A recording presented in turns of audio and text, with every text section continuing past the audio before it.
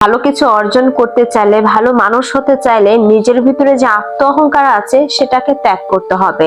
যদি নিজের ভিতরে আত্ম অহংকারকে আপনি ত্যাগ করতে পারেন তাহলে কিন্তু আপনি একজন ভালো মানুষ হিসেবে পরিণত হতে পারবেন। বেশিরভাগ ক্ষেত্রে দেখবেন যাদের ভিতরে অনেক বেশি অহংকার থাকে, ইগো থাকে, তাদের ভিতরে কিন্তু সম্পর্ক টিকে না। অনেক ভালো ভালো সম্পর্ক নষ্ট হয়ে যায়।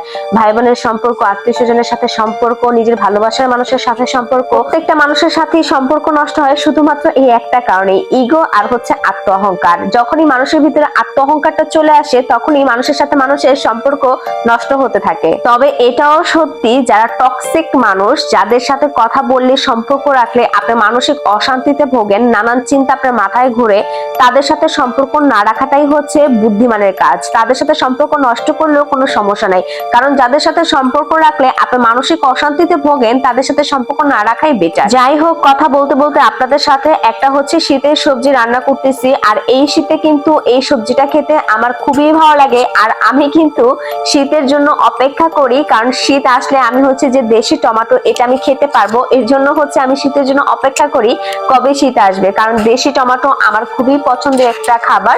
এটা আমি সালাদ, চাটনি বা যে কোনো সবজি, ডাল সবকিছুর সাথে খেতে খুবই বেশি পছন্দ করি।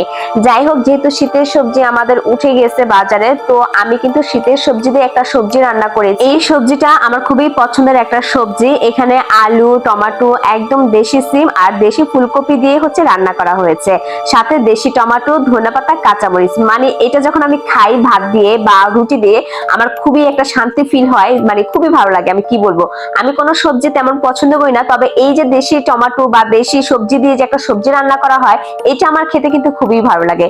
কার কার এই সবজিটা পছন্দ অবশ্যই কিন্তু কমেন্টে জানাবেন। সবজি রান্না করার পাশাপাশি আমি আবার একটু গরুর মাংস রান্না করে নিয়েছিলাম। যেহেতু আমার সাহেব সবজি তেমন একটা পছন্দ করে না, তারপরেও শীতের সময় যদি আমি এই সবজিটা রান্না করি তাহলে খায়, কিন্তু তারপরও আমি তার জন্য হচ্ছে একটু গরুর মাংস রান্না করে নিয়েছিলাম। শীতের সময় শীতের সবজি খেতে যেমন ভালো লাগে, ঠিক তেমনই গরুর মাংস খেতেও কিন্তু অনেক বেশি ভালো লাগে। তবে আমাদের কিন্তু শীতের সময় গরুর মাংসটা একটু বেশি খাওয়া হয়, কারণ লাল লাল ঝাল ঝাল করে গরুর মাংস ভুনা, তার সাথে রুটি, পরোটা, সাদা ভাত, আবার যদি বানানো হয় বাসায় চিতই পিঠা, সবকিছুর সাথেই মনে হয় যে মানে গরুর মাংসটা খুব ভালোভাবেই যায়। যেহেতু আমরা হাঁসের মাংসটা খাই না, পছন্দ না, তাই হচ্ছে রুটি পরোটা করলেও কিন্তু ওটার সাথে গরুর মাংসটা কিন্তু অনেক ভালো করে মানে মজা করে খাওয়া যায় আর কি।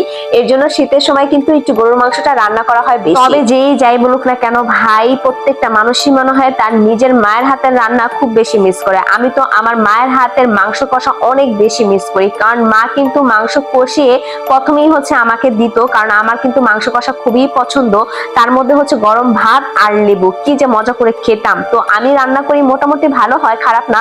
তবে যতই রান্না করি না কেন, মায়ের হাতের যে স্বাদ বা মা যে রান্না করে দিত একদম সাথে সাথে গরম গরম, ওইটার দেখার আর খাওয়ার যে কি যে একটা তৃপ্তি, সেটা এখন অনেক বেশি মিস করি। যাই হোক, ভিডিওটা ভালো লাগলে অবশ্যই একটা লাইক কমেন্ট করে দিবেন। Thank you for watching my video. Bye by.